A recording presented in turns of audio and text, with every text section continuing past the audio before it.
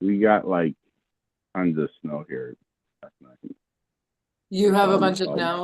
already. We got a But bunch it's here. almost all melted already. Oh, no, Uh, ours just came on Wednesday and it's not going anywhere. We got like, I think almost a foot on Wednesday. all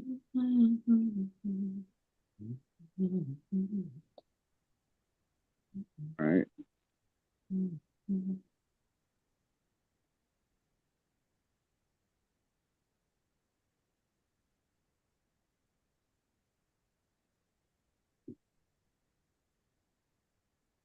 Now countdown begins for recording. Five, four, three, two. Well, if I hit record to the cloud instead of computer, will be more accurate. All right. Um, we're going to make what looks like a complicated recipe. But first, introduce yourself. I've been yelled at a few times for not, because you've been on so many times, Yeah. like I know you. So, Ah. but tell, tell us why you picked this recipe and a little about yourself. So hi, I am Lindsey Coyne. I own my own business. It's called Herb and Forage, in Des Moines, Iowa. Um, I, uh, I offer a lot of herbal medicine making classes, plant identification, and holistic health education, which includes helping people learn how to cook um, and bake. And because of my own dietary needs, I have had to teach myself how to substitute for gluten-free diets and plant-based diets. And so the reason that I chose chickpeas and dumplings is I was just in the mood for something very hearty and comforting. And I enjoy just making something that anyone can eat and that is warming kind of on the inside. Did you grow up eating chicken and dumplings? Yeah, I yeah. didn't, so it's for me. It's probably not nostalgic, but I do. I think it's kind of strange to like put little loaves of bread, chunks of, a slice of bread in a soup. And then I think back, we used to have Native American soup, a bean soup or venison soup, and we do the same thing, but with lumps of corn, Yeah. like cornbread, basically. Right. So I will not diss your food. Uh, this isn't something that I make regularly. This is just something that I wanted. And so I thought I'll make it for everybody and then I'll have some for myself. So And even though there's quite a few ingredients, it doesn't seem like it's that complicated. it's not going to You be know, that you're, complicated. No, no, yep, no. Are you ready to get started? I can yep. bring my stuff over. You got basically you need some onions, some carrots, some celery, some garlic, spices. You put it together with a can of chickpeas, and you have to have the frozen peas. You don't have to add I, frozen peas now. I yeah, I think, No, but I think that would really elevate it and give it some color too. it's going to add But some color. It's going to add a little bit of sweetness. I don't think that that's going to be a concern. I think it's going to be on the sweet side anyway, just with the carrots and onions and little bit of plant milk in it. Should be nice and creamy, um, brothy. So If you go Um, back to one of our past shows recently, we made like mostly nut milk and an oat milk, and then did a taste comparison. And yep. so, of all the homemade ones, I personally thought cashew was the best. Creamy and rich, but yeah, I mean, basically, you just have to have some nuts or oats around, toss it in the blender, and you have yourself milk. Right. Right. Yeah. Yeah. Did you strain? I actually didn't, and that was weirdly chewy. Okay. I was because I Yep. was rushing through to do a whole bunch of different milks, and so if you just poured off the top, it was fine. But when you Yeah. started getting down to the bottom, yeah, so you definitely have to strain them. Yeah. A little grainy. All right, So I'm not let's get sure. cooking. Yeah, as far as watching what I'm doing, I'm just probably not gonna have my face in the in the screen. I'm just gonna turn this down That'll work. to watch what I'm doing here, and I'll get my things ready. So we've talked about garlic before on your show. And I'll just remind everyone that it is a good idea to go ahead and crush your garlic first to let it sit because it contains enzymes. The notable enzyme that I'm referring to is called allicin. And when two of the chemical components of the garlic are crushed and then mixed together, they form the allicin. And it takes about 10 minutes for that chemical reaction to happen. And so if we just go ahead and crush these garlic cloves, I have giant garlic cloves that I grew in my a community garden that I manage. I feel very blessed with that. It's not necessary to use fresh garlic, but I do prefer it if you have some on hand.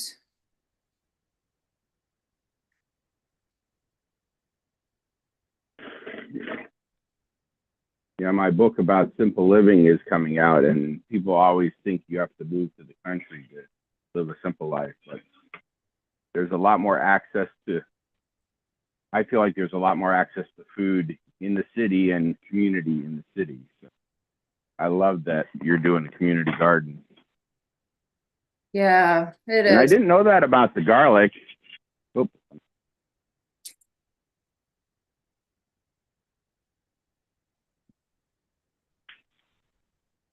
Yep. I'm doing a double batch just in case anybody's out there looking, Me too. seeing that I'm I have. incapable of Pardon? doing a small batch of anything. I'm incapable of doing a small batch of anything. Yeah. It's really hard. Yeah. Well, and I really wanted to be able to share this.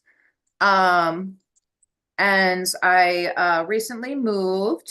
Been in a new space for a couple of months now, and I have lovely new neighbors that I would like to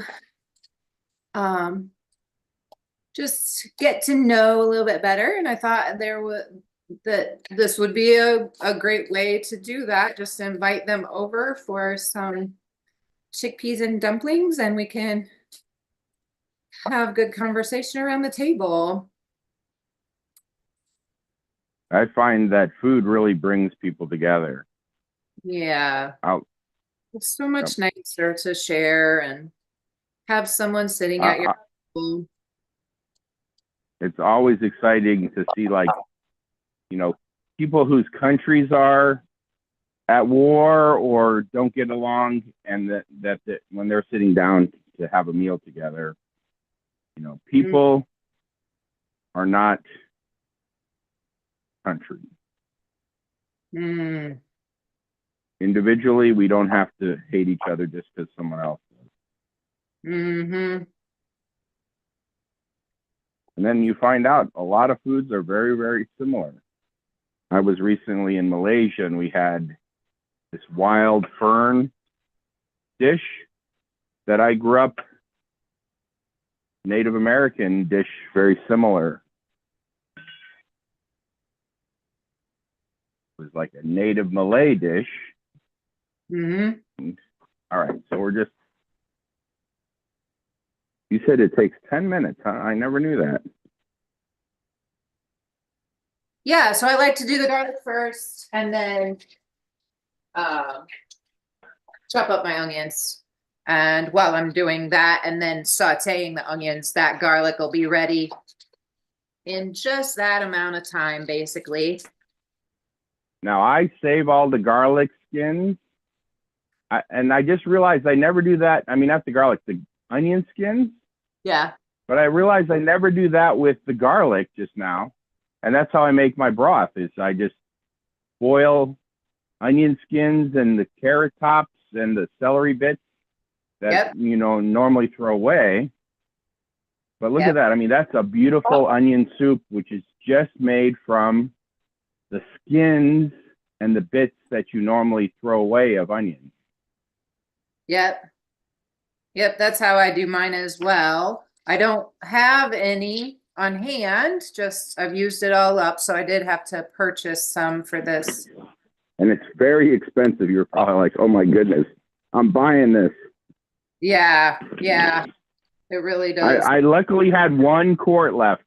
Like I use a lot of it, and I don't have the bits in the, you know, I usually have a bag of bits in the freezer that I save up. Yeah. And once it's full,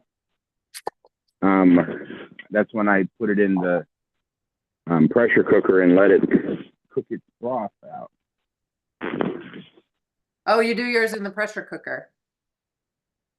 Well, I have a electronic pressure cooker. Just put it in there, do a quick boil, and then let it sit in there. All right, garlic is. This is a really poignant, strong smelling garlic.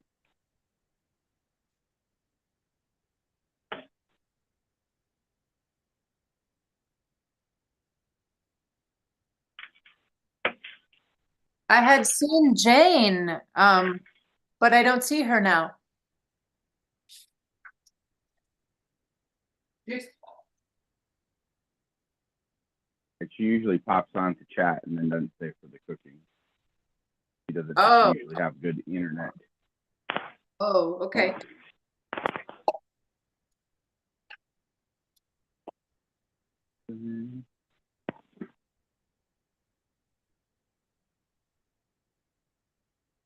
But yeah, this, and then to not make another pot dirty, I put this strainer inside my pressure cooker. All my bits. So then I don't have to like make a strainer and another pot dirty. Cuts down. Oh, yeah.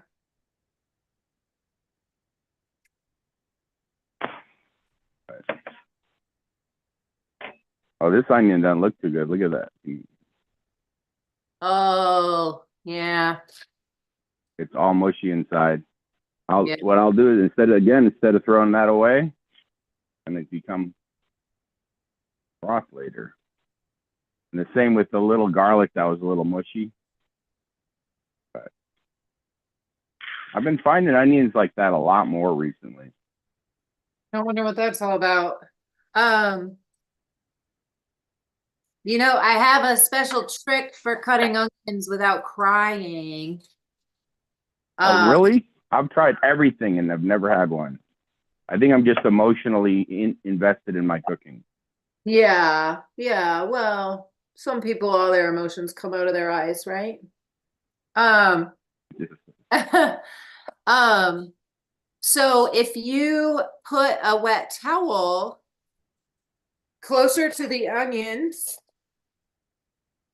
and this works especially like, you know, in a professional kitchen, often chefs are taught that if you have a cutting board on a slick steel surface, you need to put a wet towel under that cutting So you board. look under my cutting board. Yep, I have a cloth under it.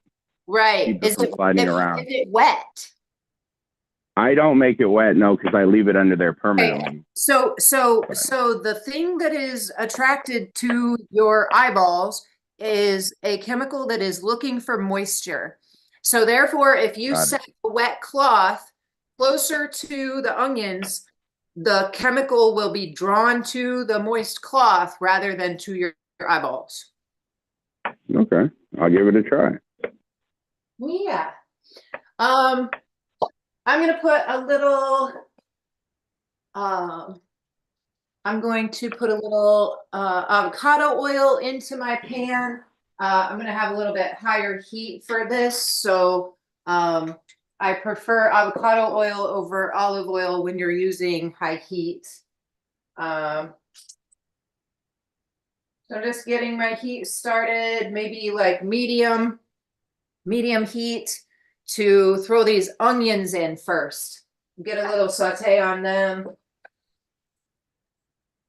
Sweeten them up,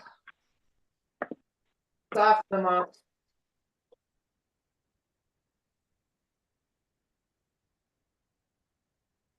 All right, I'm just gonna come back over here. I've got, you just need 2 or 3 pieces of celery. I am making a little extra. Feel free to make a double batch if you have the ingredients. I was excited to find celery that actually had like a lot of the tops on it, which is very unusual. Oh yeah, I love that. The commercial one. I had considered. So, I mean, this is what actual celery looks like, but then they, what do you call it? Grow it in what is it? Low, isn't it low light to make it grow taller? Yeah, I believe it is low light. Yeah. But yeah, I mean, if you grow it in your garden, you just end up like, it basically looks like this. Yeah. Just the top. Yeah, I always but thought there's it was a lot more flavor in these leaves than the stalks.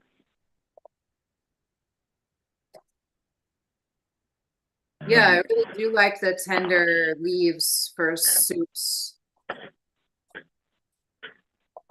And, you know, plenty of flavor. What I like to do is celery and a little Italian parsley and garlic, and then put some oil and just basically make a flavor thing that you can put on top of stuff afterwards. Yeah. So it's preserved in the oil. You might put a little soy sauce in it, or I don't know, some other flavor to it, but not much. Basically, it's the garlic and the parsley. And then if you want to go Thai flavor, you put little Thai chilies in it and a little fish sauce. Right. I just really like the fresh, poignant flavor of garlic. Sir, you want to know a little there you go. Save the celery tip to make your broth. Yeah. So if so I was going to say regarding garlic, from an herbal standpoint, you know, the reason that we have garlic breath after we have eaten raw garlic or heavily garlicky foods is that the sulfur compounds that are in garlic actually have to leave the body through the lungs. And this is beneficial to know because garlic and those sulfur compounds also prohibit the growth of bacteria.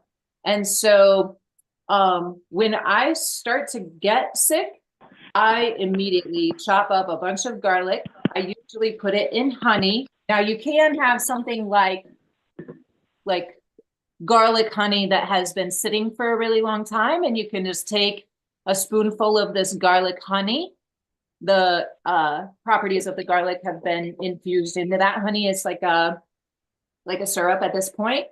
But if you just simply can get garlic into your body, it will help prevent viruses and bacteria from growing and spreading.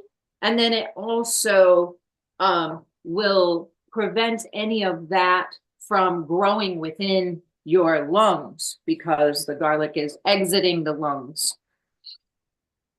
It was very good to know because I have lung issues.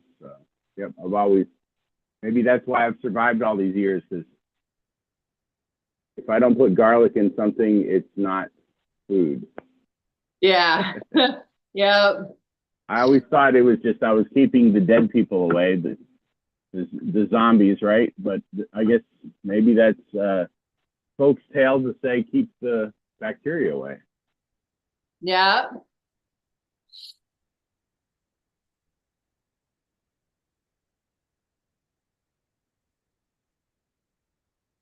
It's simmering away. Let's see here. Got some sage leaf, but I don't have the time. Oh wait, I really like roasted garlic powder. I think it really elevates.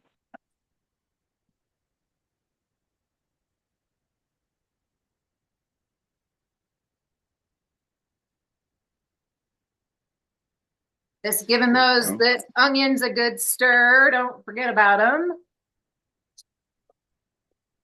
Starting to sizzle.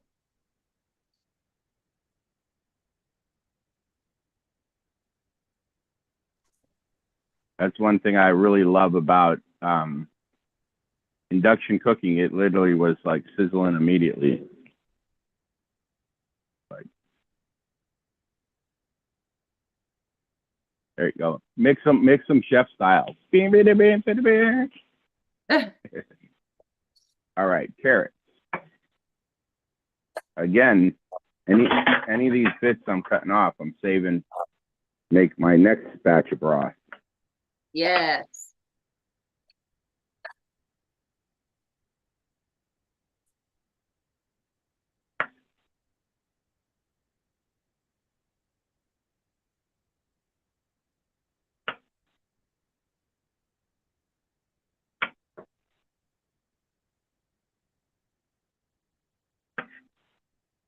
And you're chopping everything very small, right? Yeah, that's just my personal preference. This is just whatever you prefer. I do like pretty diced or small, finely chopped bites for myself. I need to get more practice at doing that because my personal preference is big chunks. Yeah. So, yeah. Well, that's going to turn out fabulous as well. And I mean, it does take longer to cook, and then if I'm sharing it with people, people don't tend to. But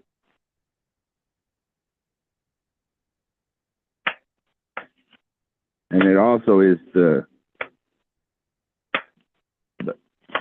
I feel like the higher the temperature you're cooking at, the more the flavor stays in each little bit instead of diffusing into the whole thing.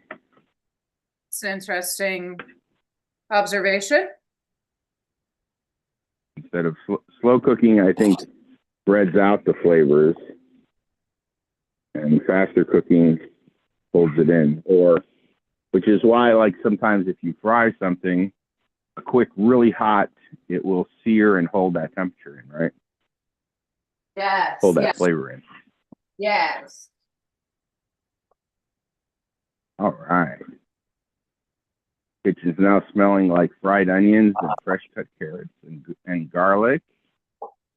And I'm only crying slightly because I didn't do your trick.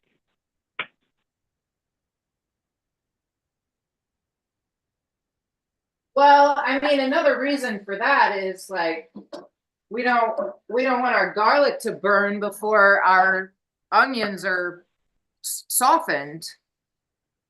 Right. So throwing them That is in. a mistake I make a lot is I just treat garlic and onion as the same, and then you don't. Now, if No. you really, really like caramelized onions, if you just put like a little bit of sugar in there, it will cut caramelizing them down so much. Oh, yeah. That makes sense. I haven't ever tried it, but sure, I could see Yep. that.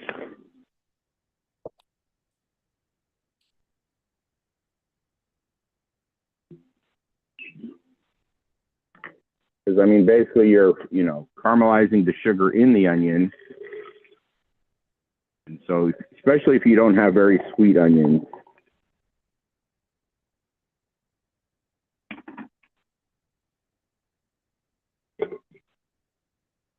I tend to not cook with much sugar or salt, but that's one I definitely do.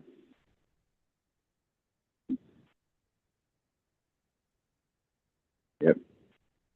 Mine are starting to brown. Yep. Yep, mine are browning, and I have just put. Look at all that. That's going to make a nice veggie broth later. Oh yeah, yeah. I always. Onions, carrots, and celery. And then if you do fresh herbs, put the stems of the herbs in there once you strip out the herbs. Yeah. Which, I also like to put the ends of my ginger, or if I peel ginger, I'll go ahead and put those peels in there. I always buy organic ginger anyway, but sometimes don't need all of it and like to throw a little bit in my food scraps for my broth. It provides an extra uh, spice, little extra flavor. So we just want to. Okay, you got everything in there. I put everything in. My onions are soft. I'm giving this a nice saute. Now remember, we're going to go ahead and cook it down in the broth, so they'll soften up a little bit more too as we go. Yeah. Again, I think the habit of sauteing it makes it so that it sears the outside, so you end up with the flavor still in the bit.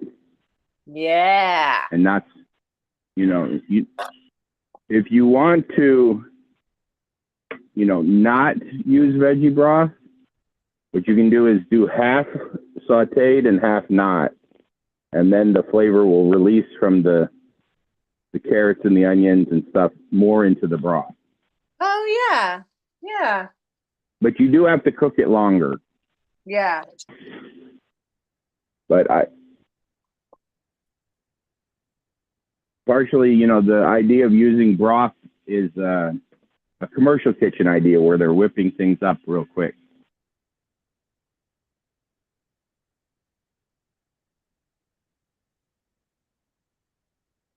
All right. I'm actually grabbing, I do have some scraps in the freezer. I'm grabbing those. You're getting close enough to get. Yeah. Yep. Me, I didn't have any at all. Oh, yeah. It's soup season now. I've been making a lot of soup. So yeah, I'm just adding to this one. Actually, it's always soup season. I actually prefer soup when it's hot out. It's just for me, it's like a more light meal. When it's cold out, I'll do more thick and chunky, hearty stews and chilies, and then when it's cold out, when it's hot out, I'll do the more broths and lighter stuff. Maybe. Yeah, yeah. So everybody was professing their New Year's resolutions. I I made a little promise to myself that this year I would eat more soup. And I am confident that I'm going to meet that goal. Like, It's why just set like yourself up for failure? I'm going to eat more soup. my goal now every is just to improve. That's it. Yeah. And I always can accomplish that one. Yeah. So there's no like set resolution. It's just now I do a time of contemplation, and more importantly, what I have accomplished over the last year. Right? It's like we always seem to focus on the stuff we haven't done.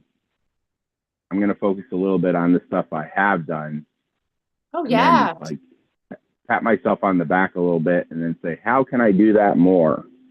Yes. Right. Right. And I mean, just sitting in that place of gratitude for your accomplishments and your drive and just being thankful for the things that you have given to yourself. I think that's one of the best feelings that you can give yourself. Just gratitude. Have you added your garlic yet? Yeah. Yep. Uh, Oop. Garlic, celery, and carrots all go in at the same time. Oh, I didn't put my garlic in either. So And basically, when the onions are like decently cooked, you add everything else. Yeah. Yeah. Mine's getting soft, and actually, I was thinking about adding my broth soon, but while I wait for that, I'll go ahead and prepare my garbanzo beans, chickpeas, um, same thing. Oh, and Petunia is gonna come help me by meowing in the kitchen. Do you drain your chickpeas or do you use the water? So this recipe does call for draining them. When I drain my chickpeas, I often will save that the chickpea water, which is called aquafaba. It can be used in a lot of different recipes. Even can be turned into like a meringue, like a whipped egg white meringue. So I always like to put the liquid from one because that aquafaba will thicken the soup. yes, I had considered that as well, that it would. Except it's so much salt. Like if you're like any canned food, they always seem to put like way too much salt. So if you need like basically it's a common practice if you're a low sodium person. Now this one's only showing 3%. Yeah, mine has 2%. Of 65 grams, but that's per serving. And this, so this is 9. This is over 10% of your salt for the day if you ate this can of beans.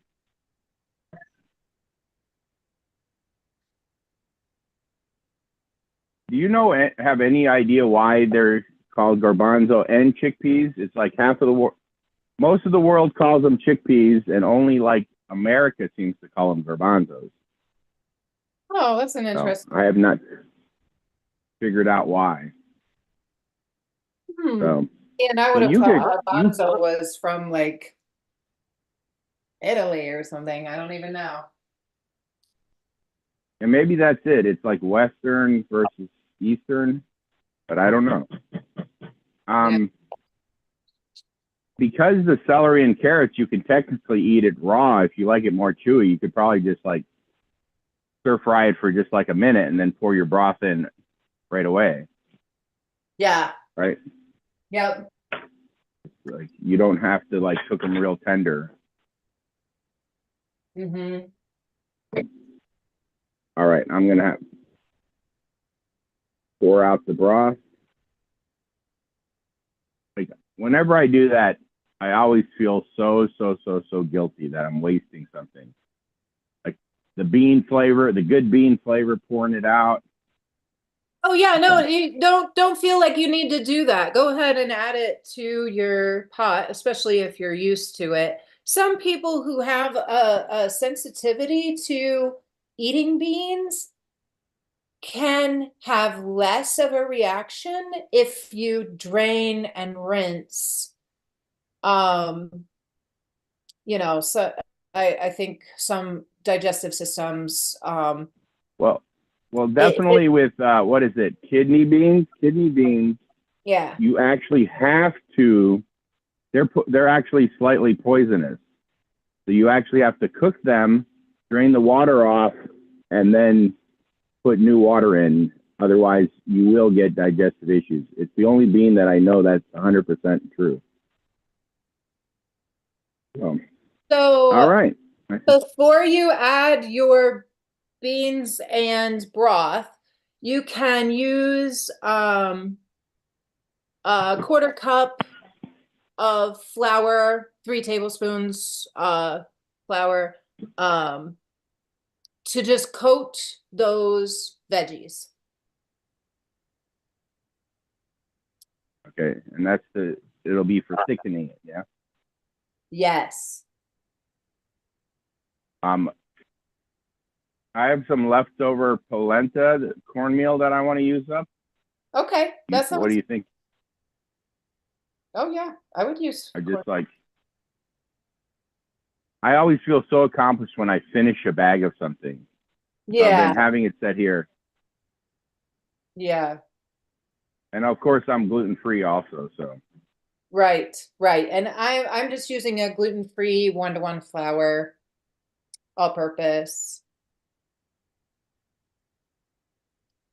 If you had it on hand, you could add some poultry seasoning if that sounds good. Personally, I just prefer to use a little salt and pepper and some thyme and sage, which would also be. I like using perfect seasoning. Ooh, yes. Design perfecta. Yeah, what's in there? Dehydrated garlic and onions, salt, MSG, spices, herbs. So they keep it a secret. It literally doesn't say spices and herbs, but it's got garlic powder, turmeric, basil or oregano. Yeah, somehow they get away with this. It literally just says. I'm reading the Spanish off and trying to translate here. So, yeah, it just says spices, herbs, and they've got the tricalcium powder for keeping it from sticking together. So now we just add everything else, right? Yes. Yeah. Except I didn't add any of the herbs. Were we supposed to? No, thyme and sage? Add herbs later. Okay. Yep. You haven't added the broth yet?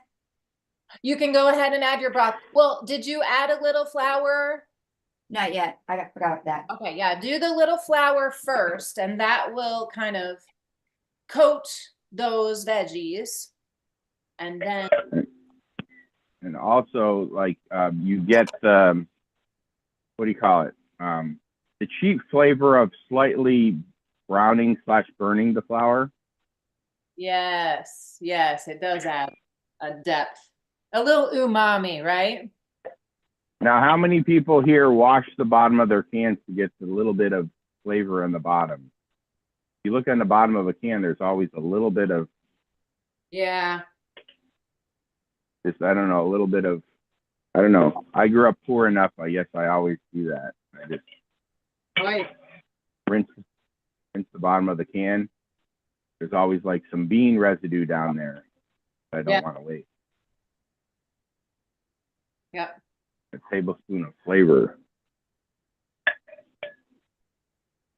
So. All right. Once you have all of your ingredients added to your pot, we'll start making something. So just Say that again. I didn't hear. once the two of you have your once you've added everything to your pot, your broth and your beans, that's where we're at. Yep. So you can add thyme and sage and salt and pepper at this point, if you like to. And then we're gonna move on to making the dumpling part. All right. Yeah.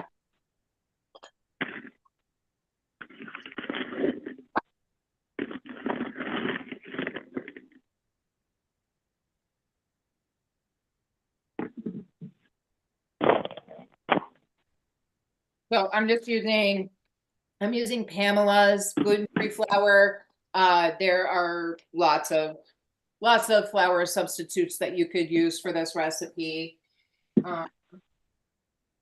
And of course, if you are able to have wheat, just use your all-purpose flour.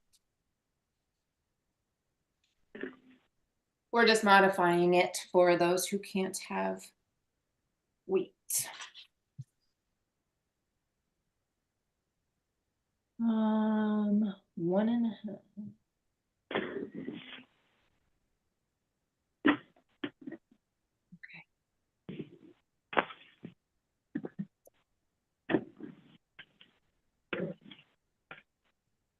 I got too many buckets of flour.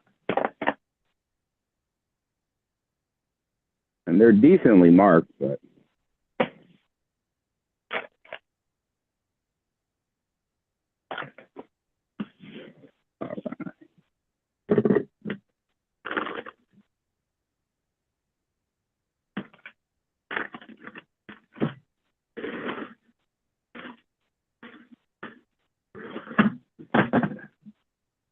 So for the dumplings, we need 1 cup of flour.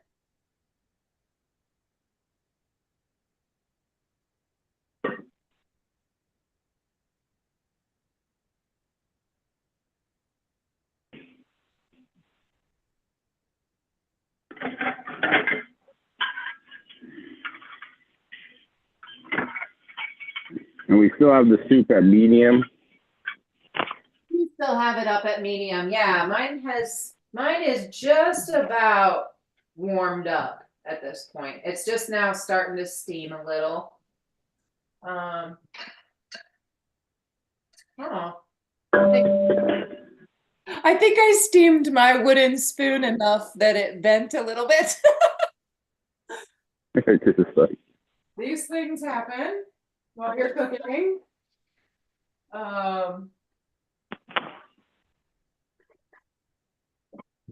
Get my pot over my, yep, I did throw my lid on, just keep some of that aroma in there. The steam will hit the lid and then fall back into the soup rather than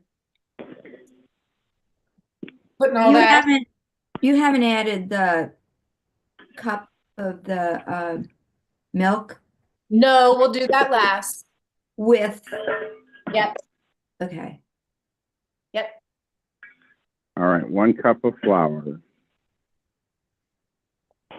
Where did it? Yeah, so in a bowl, we're gonna put 1 cup of flour.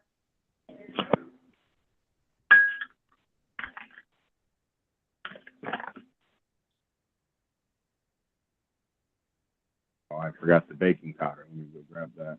1.5 teaspoons of baking powder.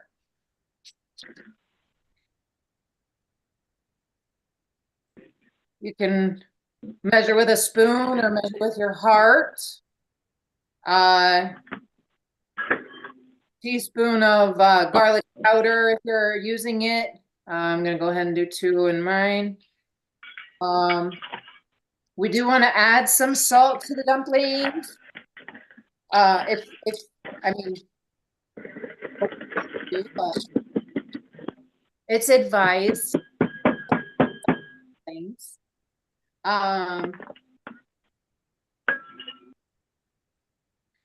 Then we have, Have you ever used spelt flour? oh yeah, spelt's just fine. How do you spell that?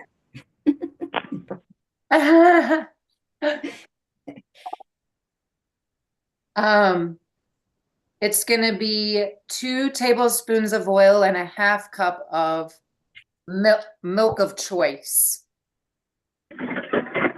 If you don't have milk, if you want to use milk, water is gonna be just fine. We're just binding this. The milk does not change or necessarily enhance the dumplings, in my opinion. It's just a preference. If you want to use plant milk, use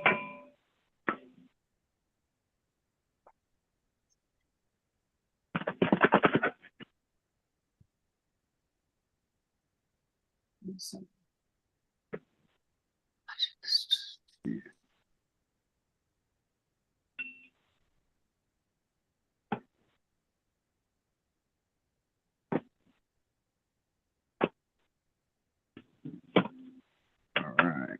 Flour. 1 cup flour. 1.5 teaspoons baking soda. Excuse me, baking powder. Better not mix those up as I usually do. You know how many times I've mixed the 2 of them up? That does not make baking work. oh yeah, we're not using any baking soda, just baking powder today. And then some garlic powder.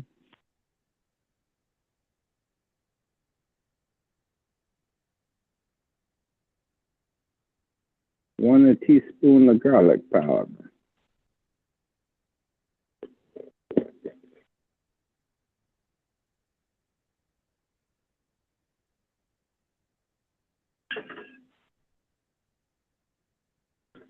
And you said it don't have to do the milk, so I can not waste my milk. Waste it. It seems like every Western recipe says add milk. It's like, or add eggs. It's like they feel like if you don't put that in, you're not baking. Well, I mean, it is a way to get calories. It is a protein and fat. You know, it's there are. I think it's justified in a lot of situations. Just adding to nutritional value, right? My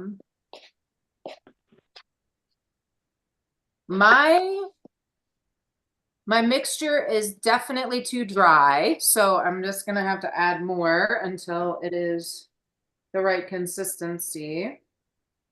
It also says 2 tablespoons extra virgin olive oil. That yeah, we're add that to it too. Doing a little extra virgin olive oil in there. All right, now I've got a good doughy consistency. Mine smells very strongly of garlic. I might have added an extra spoonful. All right. Well, I use roasted garlic, and so it's like super strong. Yeah. So very doughy, very sticky. I've got my soup is now going a pretty rolling boil, so I'm turning my heat down.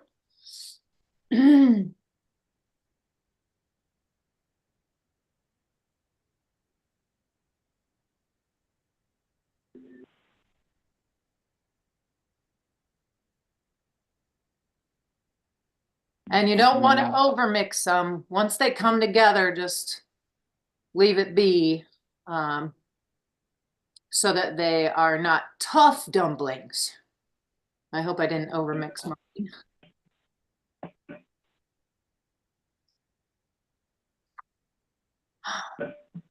And then before we start dropping those dumplings in, we will go ahead and add any last ingredients to our soup. So we can add, let me just see how many.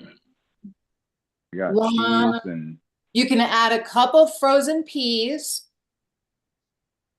and a cup of unsweetened milk. That can be cow's milk, that can be plant-based milk, nut milk, whatever. If you have goat milk on hand, fabulous. So we're doing a cup of peas and a cup of plant milk in our soup. If you have not already added thyme and sage or poultry seasoning, or what's your favorite and then bring it back to a boil. service? Right. Yeah. Once you get those last ingredients, heat it up again.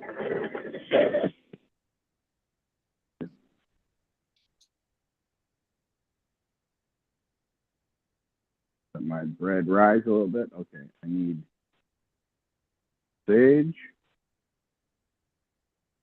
Sage and thyme are both very strong herbs. Don't put very much, right?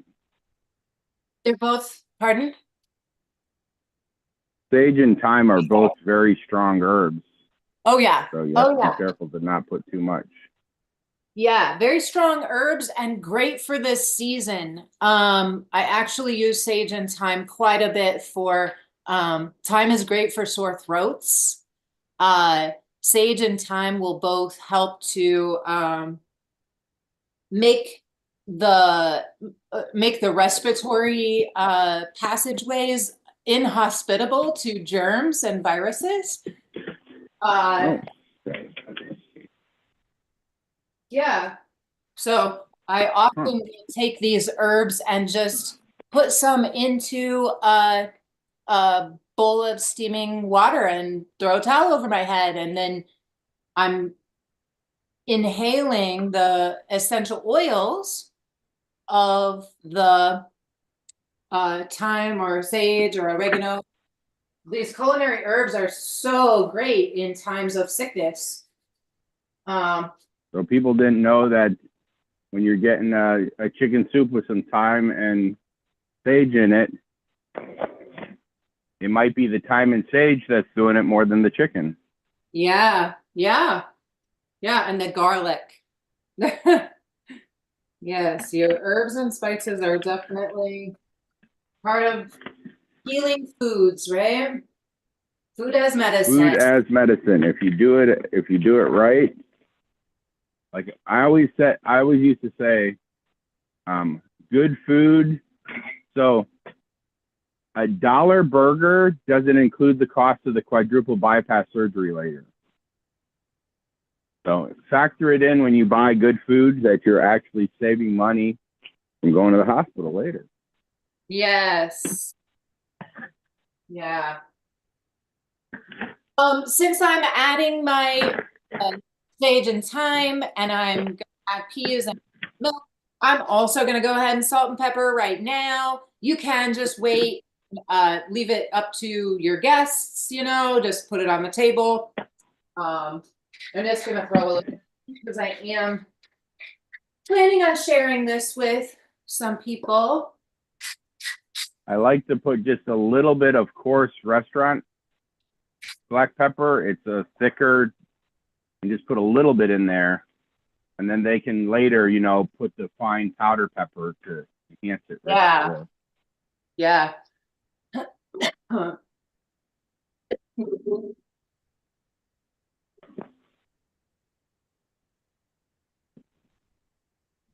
Yeah, we take black pepper very much for granted. I think the strangest part of me going to Cuba was the fact that no restaurant there had salt, but they did not have black pepper. Like people are so used to just having that available in the U.S. Yeah. All right. Me And open there's up. not that much of a mess. I mean, you basically have this bowl and these mixing spoons and stuff. I mean, not pretty much a one-pot meal.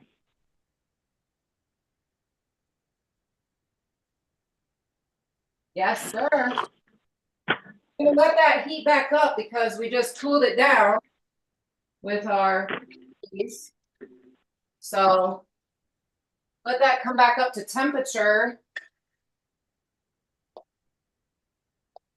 And the final step is to drop spoonfuls of your dumpling mix into right into.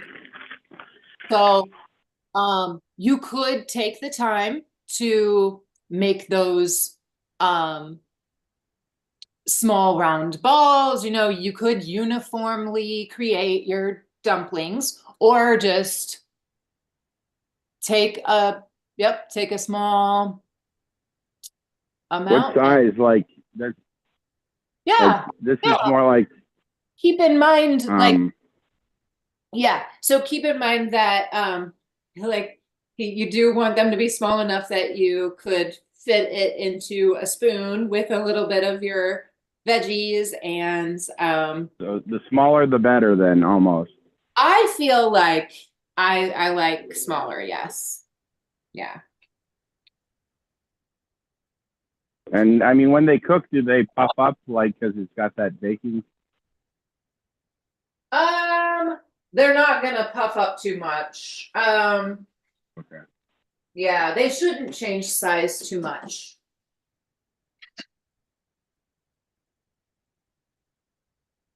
I did just notice that we're at 2 o'clock.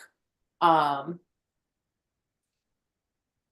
we are almost finished. Well, we can't say time. Well, no, I guess we don't. This is one of the few shows we don't have people from multiple time zones. So, but I did start a little late today because I didn't have the main ingredient. It's just like I had to rush out to my big pantry, to my commercial kitchen, to grab the garbanzo beans. Yeah. Right. So, I mean, can you just like rough drop it like that? Yes. It seemed like that would cook quicker Yes. than a. Yeah. Yeah. Yeah, I actually prefer the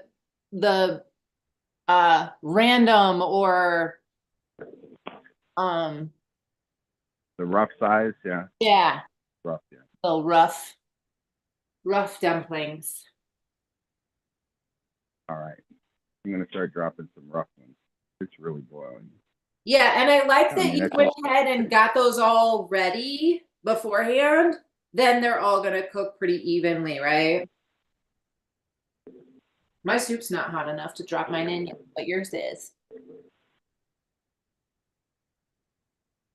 Yeah, with induction, you can pretty much just change the thing, and it. Well, it's not instant, but it's pretty fast. Okay, I feel like I need to turn it down a little bit. I got too much flour, man.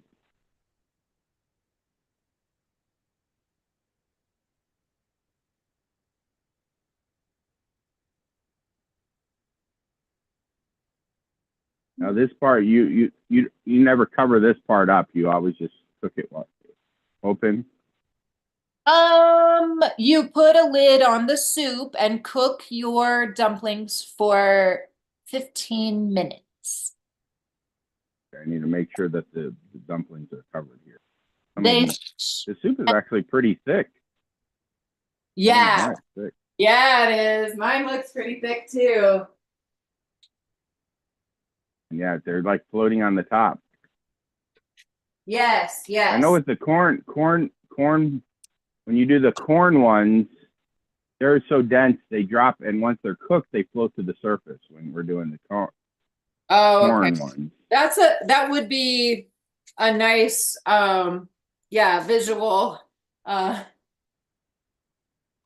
to know that your things are done. How long does it typically take? Well, I guess it's how big they are, right? I'm saying that you know, you could actually check yours after 10 minutes. They might take 15. If you have a lid, I'd go ahead and put it on your pot. Look in those dumplings. And I'm going to turn it down to a very low simmer and then almost off. And then grab a lid.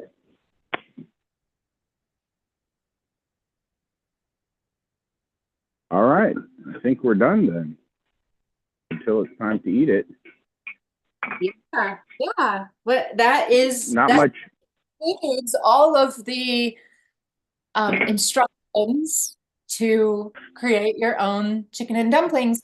And the idea is that you know, they will grow a little bit with that that broth As they absorb the moisture. Yeah. And they're kind of getting steamed as well. It's almost like a steamed bun. Yeah. So I hope that fills you up and makes you feel good. And if you have a little bit of a cold or something, maybe this will help.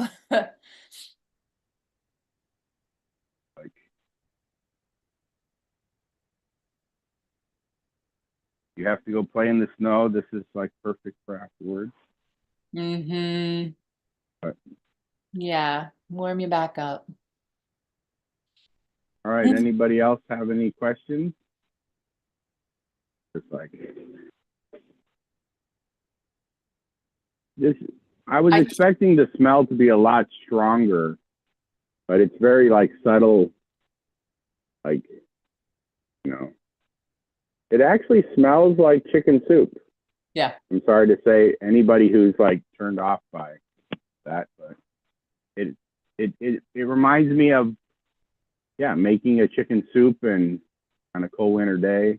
And there's no chicken in it. You know, I did have the thought that this would be great if I rehydrated some chicken of the woods mushrooms and use that. You could use that instead of chickpeas or in addition to chickpeas. Any kind of mushroom really would go great in this and just add a little bit of that meatiness. Yeah, Lulu, what? I put mushrooms in. I looked and I had a half a pound that were really just dying, and those are the most flavorful ones, and stems and all. And then I threw a chunk of ginger, you know, along with the garlic for the health benefits, and I had parsley, and so yeah, I love dumplings are like look what I got at the farmer's market yesterday. I used half of it, but like beautiful oyster. I would tear it. I would tear it and put it in. If you're gonna add it, I would just tear it into strips like chicken. Yeah. Oh, I hadn't thought of that. I always chop them up, but you're just saying. Yeah, tear them. They kind of tear like meat. I hadn't thought of that. Yeah, I mean it's like what pulled chicken. Yeah. I always just chop them up. I like them because they don't have much of a taste. I don't feel but it's really extremely chewy. Yeah, exactly. And nutritious. So sorry, Lulu. What's that? Oh, did we ever do just a straight mushroom soup? Yeah, recipe? that was one of mine, and that was the recommendation. Oh, yeah, you said find the mushrooms that are almost rotten, and that's when they have the best flavor, and you don't mind if it's like, you know, when they're like, I don't know, you want to throw them out because they're like slimy and a little wet, and like those are the button mushrooms that go bad so quickly, but that's when they have the most flavor. So the secret to those button mushrooms, if you buy them in the store that are packaged, always open the package and just let them sit there open to the air, and they'll dehydrate before they rot. Or put them in a paper bag and the same thing will happen. Yeah, paper bag actually. Sometimes they'll actually start growing into the paper because it's like, you know, they grow in wood, right? Yeah, they just say paper is not good? No, paper's good. Lulu? No, paper's good. Okay. I'm just lazy. I just rip the plastic off. They're usually always in a plastic tub and I just throw them back in the drawer. So Yeah. I've gotten and plus So, sometimes when things are in bags, it's like, what, you just, it's not screaming at you of what it is. oh, that's true. Like you open my fridge and there's like 6 things of yogurt, but there's no yogurt in any of them. Yeah. Just I like, have gotten very good with my post-it notes and tapes, and I date it, and then I also put the date of 3 days out or the day of the but week. all right, So we're getting a when I little look at off. it, I Let me have wrap much up the show and then we can do our normal chat afterwards. Okay. Thank you everybody for coming so much and Thank you. cooking along, which is with chickpea and dumplings. It's just like savory, good, and I like that you added all the health benefits of it. That people don't even realize how much food is medicine. Do you have any final? Just thank you for watching today and for joining in, and yeah, take care of yourselves. Do See you well. next time. You'll be Mhm. back. Feeding Thank you. others is love. All right. I got the one off, but the other one's still going. So 1 second.